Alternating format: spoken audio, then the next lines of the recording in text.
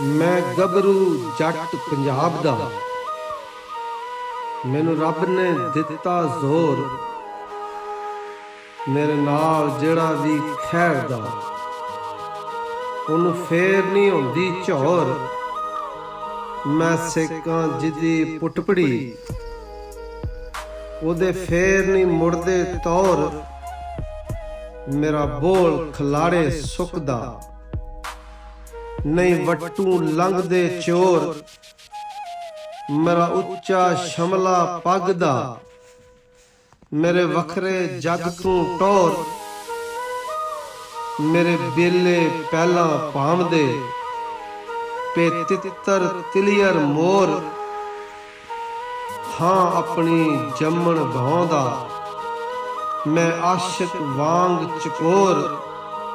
ਮੇਰੀ ਘੋੜੇ ਵਰਗੀ ਦੋਸਤੀ, ਉਹ ਮੇਰੀ ਸੰਡੇ ਵਰਗੀ ਖੋਰ।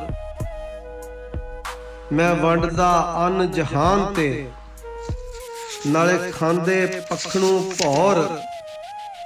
ਉਹਨੂੰ ਲੰਦਨ ਪੈਰਿਸ ਭੁੱਲ ਜਾਏ, ਜਿਹੜਾ ਵੇਖੇ ਮੇਰਾ ਲਾਹੌਰ। ਮੈਂ ਬਾਜੂ ਅੱਲਾ ਪਾਕ ਦੇ, ਕੋਈ ਰੱਬ ਨਹੀਂ ਮੰਨਦਾ ਹੋਰ।